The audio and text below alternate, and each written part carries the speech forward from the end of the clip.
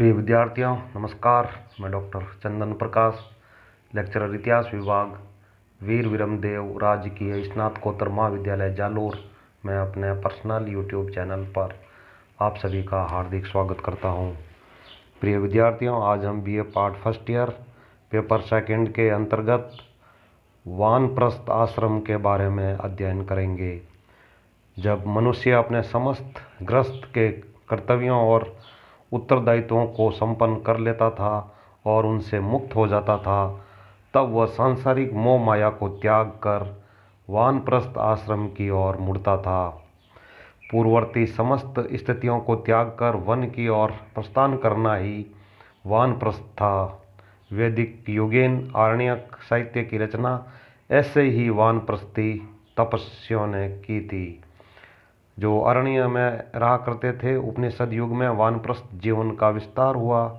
गृहस्थ जीवन के पश्चात लोग वन में जाकर एकांत का जीवन व्यतीत करते थे और अपने ज्ञान और विचार की अभिव्यक्ति करते थे। कुछ धर्मसूत्रों के अनुसार मनुष्य ब्रह्मचर्य आश्रम के बाद प्रवर्ज्या ग्रहण कर सीधे वानप्रस्थ आश्रम में प्रवेश कर सकता था। मनु के अनुसार जब व्यक्ति के सिर के बाल सफ़ेद होने लगे, शरीर पर झुर्रियाँ पड़ने लगे और उसके पौत्र हो जाएं, तब वह वानप्रस्थ होकर जंगल की ओर चल दे। यह उसके सरल जीवन की निर्लिप्तता पर निर्भर करता था कि वह अकेला वानप्रस्थ आश्रम में जाए अथवा सपत्नीक। इस संबंध में मनु ने व्यवस्था दी कि ग्राम आहार यानी धान, यव आदि ग्राम सुलभ भोजन तथा परिच्छद यानी घोड़ा, गौ, हाथी, सैया आदि गृह संपत्ति को त्याग कर वन में जाने की इच्छा न करने वाली पत्नी को पुत्रों के उत्तरदायित्व में सौंपकर अथवा वन में साथ जाने वाली पत्नी को साथ लेकर वन की ओर प्रस्थान करना चाहिए। महाभारत में भी इसी प्रकार का मत व्यक्त किया गया है। धर्मशास्त्रकारों ने यह व्यवस्था संभवतः इसलिए की थी कि व्यक्ति धीरे धीरे त्याग और वैराग्य का जीवन अपना सके तथा मोह माया से अपने को अलग कर सके।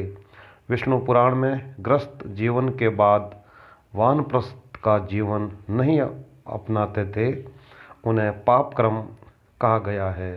बौद्ध और जैन साहित्य में भी ज्ञात होता है कि वन जैसे एकांत स्थल में रहकर व्यक्तित्व का विकास किया जा सकता था। वानप्रस्थ जीवन में व्यक्ति त्याग, तप, अहिंसा और ज्ञान का अर्जन करता था। वानप्रस्थ आश्रम का मुख्य उद्देश्य आध्यात्मिक उत्कर्ष तथा समस्त भौतिक सुखों से मुक्ति पाने का उपक्रम था।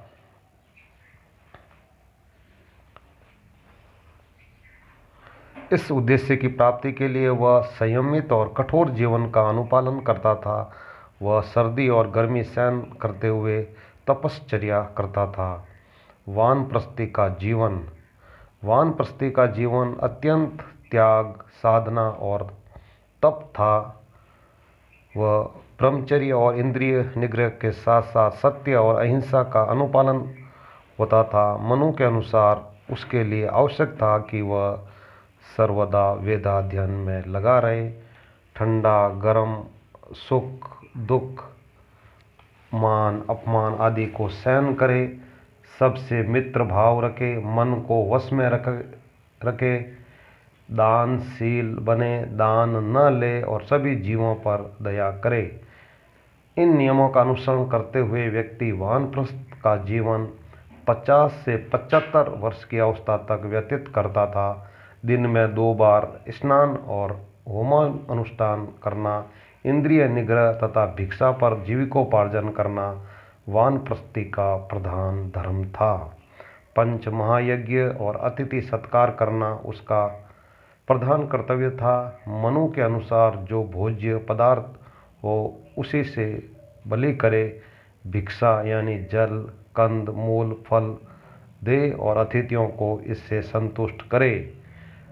गौतम धर्मसूत्र के अनुसार उसे मूल फल खाना चाहिए। अपने शरीर को तप से पूर्ण करना चाहिए, पंच महायज्ञ संपन्न करना चाहिए, अगम्य अतिथियों को छोड़कर अन्य अतिथियों का स्वागत करना चाहिए, उसे बाल, दाढ़ी और नख नहीं काटने चाहिए, उसे वन, सुलभ, चर्म, कुश तथा काश से अपना परिधान और उत्तरीय बनाना चाहिए। निश्चय ही वानप्रस्थ आश्रम का जीवन अत्यंत साधना, संयम और तप का जीवन था। मोक्ष की ओर उसकी उन्मुखता इन्हीं आचरणों के अनुगमन से हो सकती थी। गांव में प्रवेश करना उसके लिए वर्जित था। वह सत्य और असत्य के भेद को जानता था, दुख और तृष्णा से मुक्त था। आसक्ति से दूर रहकर वह अध्यात्म और ब्रह्म ज्ञान में तल्लीन रहता था। उसे समाज के लोगों से अलग रहने तथा नगर में प्रवेश न करने का निर्देश दिया गया था। महाभारत के अनुशासन पर्व में उल्लेखित है कि गृहस्थ को अपने समस्त दायित्वों और कर्तव्यों से निवृत्त होकर आयु के तीसरे भाग में वन की ओर प्रस्थान करना चाहिए। वन में रहते हुए उसे वन में उत्पन्न होने वाली वस्तुएं खानी चाहिए, भूमि को सैया बनाना चाहिए, जटा, दाढ़ी और नख रखना चाहिए, वलकल धारण करना चाहिए, देवता और अतिथि का सत्कार करना चाहिए, अग्निहोत्र संपन्न करना चाहिए तथा सनातन धर्म का पालन करना चाहिए। इन नियमों का पालन करने वाले को देवलोक की प्राप्ति होती है। मनु ने भी वानप्रस्थी के लिए व्यवस्था दी है कि वह भूमि पर शयन करे, टहले अथवा पैर के अगले भाग पर दिन में कुछ समय तक खड़ा या बैठा रहे तथा प्रातः, मध्याह्न और सायं स्नान करे। वह अपनी तपस्या का समय बढ़ाते हुए ग्रीष्म ऋतु में पंचाग्नि ले, वर्षा ऋतु में खुले मैदान में रहे और शीत ऋतु में गीला कपड़ा धारण करे।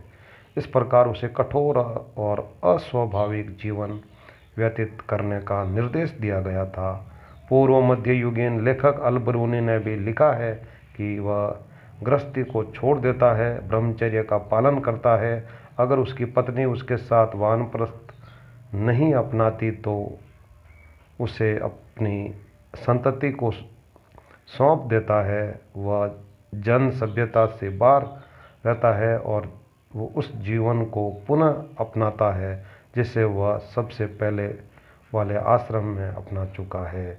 वह छाजन की छाया के नीचे आश्रय नहीं लेता और न कोई परिधान धारण करता है, केवल कटिभ भाग को ढकने के लिए वृक्ष की छाल मात्र पहनता है। वह पृथ्वी पर बिना किसी बिछावन के सोता है और केवल कंद मूल फल खाकर अपना पोषण करता है। वह बाल बढ़ा लेता है और तेल नहीं मलता।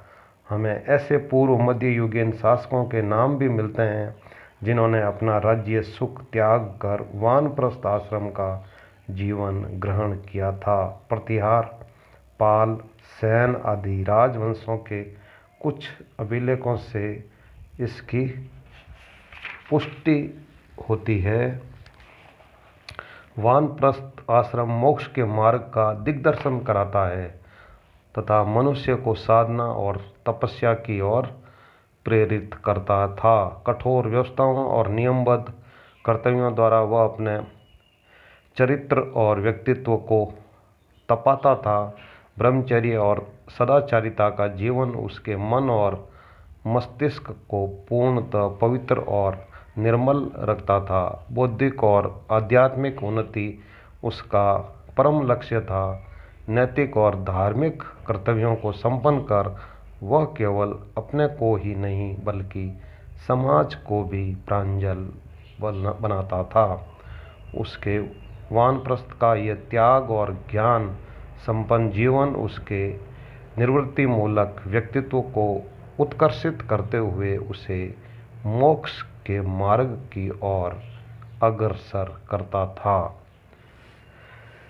प्रिय विद्यार्थियों, इस प्रकार आज हमने वानप्रस्थ आश्रम के बारे में अध्ययन किया है। Very very thanks.